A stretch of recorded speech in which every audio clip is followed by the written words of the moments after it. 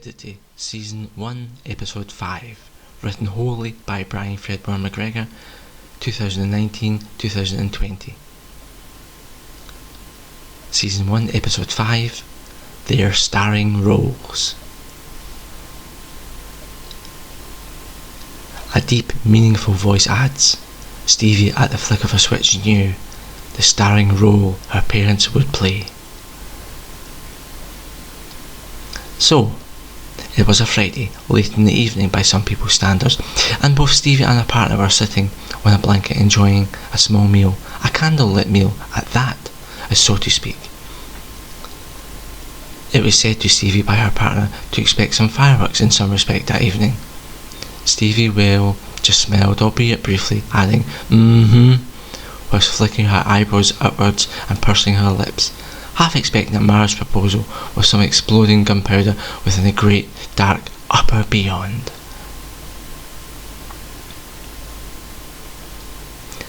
They were both talking about their past, just going over how they met themselves, and about their parents somewhat, in general, during a kind of life-on-life discussion. Stevie recalled out aloud, albeit quietly, how as a young girl in that ever since her mom and dad left to go on a space mission, she felt very empty, very much like that space itself that they went to, just never to return. Well, her partner adds before then saying, your mom and dad did what they loved. Space is full of wonder, Stevie, and some of these wonders don't get seen too often as they can be quite far away, which is what mom and dad were working at. It can cost so much on occasion just to see them.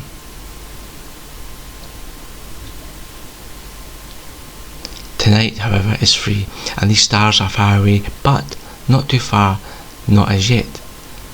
Stevie now continues herself, changing the subject by simply adding, well, as a kid. The picture now reverts rather briefly to a dreamlike state with Stevie and all her friends, all as children in a school playground playing. As a youngster, she would gaze up at the starry sky, then tell her friends how famous her parents are. My mom and daddy are both stars, yes they are. The TV says so, I sawed it. Whilst pointing up towards the sky. The picture now suddenly reverts back to that dark evening on that grassy bank.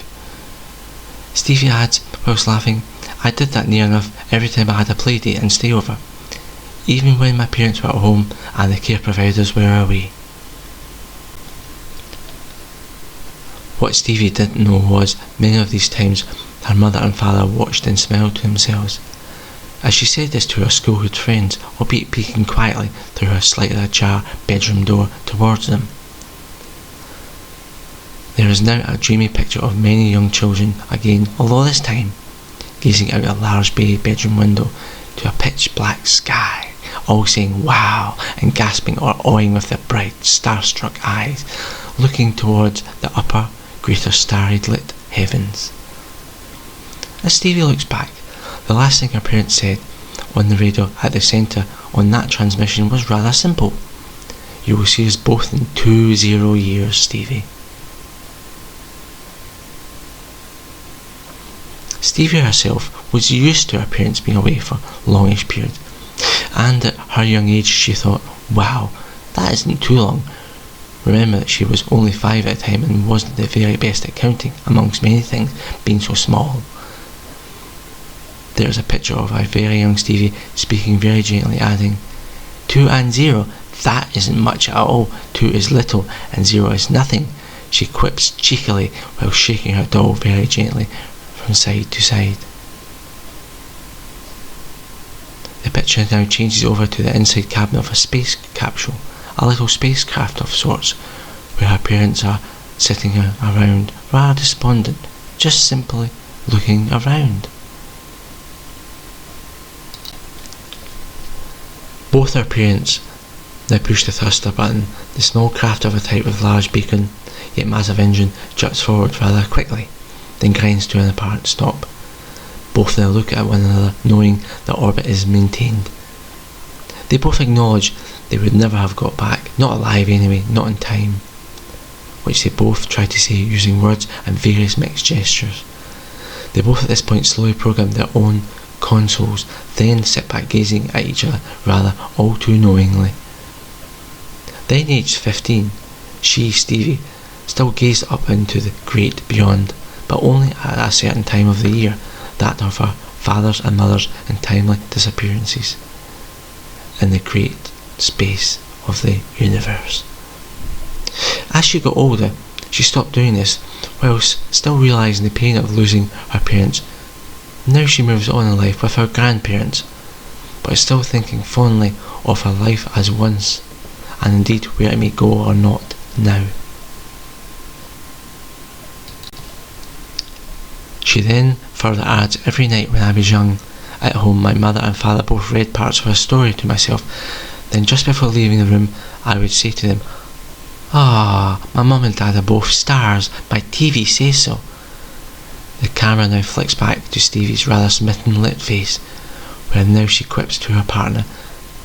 They both, just smiled to me, whilst flipping that switch on and off almost in a sequence.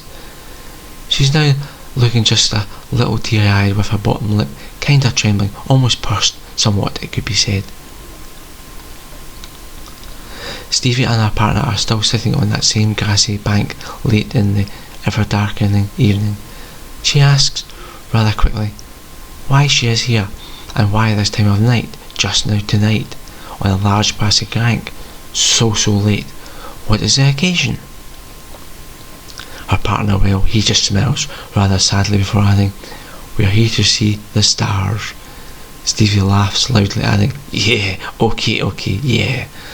Her partner now adds, "This one, well, these ones, I guess, will appear once and only once, ever, never to be seen again."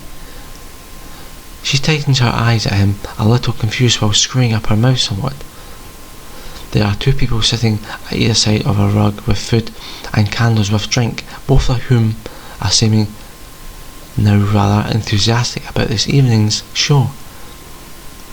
The camera now tilts upwards slowly to the ever-darkening sky, which has only a few lit clouds within it that are moving across quite gently.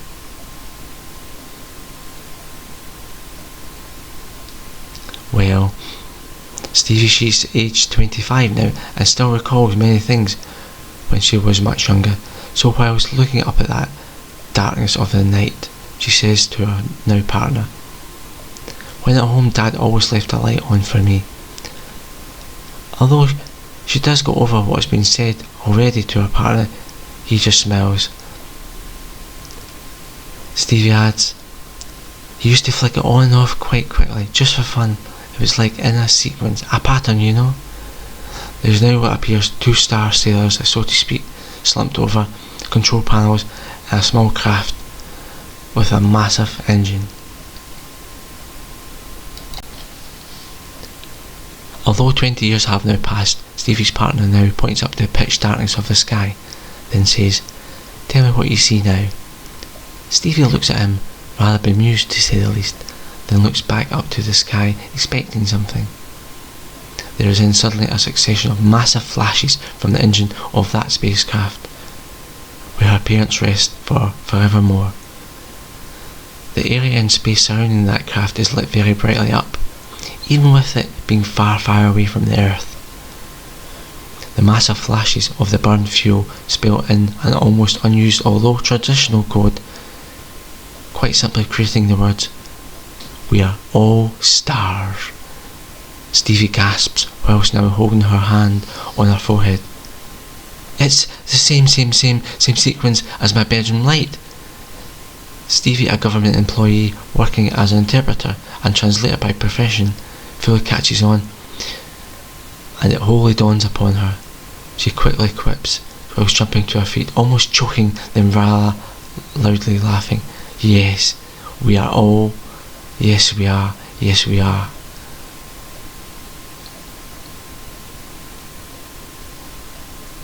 So as she says this, she claps her hands together and jumps up and down rather vigorously, now even more, laughing with an odd high-pitched scream mixed in just for good measure. Stevie and her partner now both look at each other, calmly, yes, very calmly now. Her partner now looks back at her rather pensively, knowing with quite the cheekiest grin ever imaginable, whilst picking randomly at grass by his side. The inside of that spacecraft now, after the last burst, suddenly goes pitch black, and the craft itself sinks into the dark bleakness of space, fading far, far out of sight. The spacecraft, speaking a rather bright, blinking red light, goes out now, quite abruptly to say the least, just as the screen fades to pitch black. A rather deep, meaningful voice now adds, and this light was switched on for one everlasting memory which won't be dimmed. We all come from stars. The end.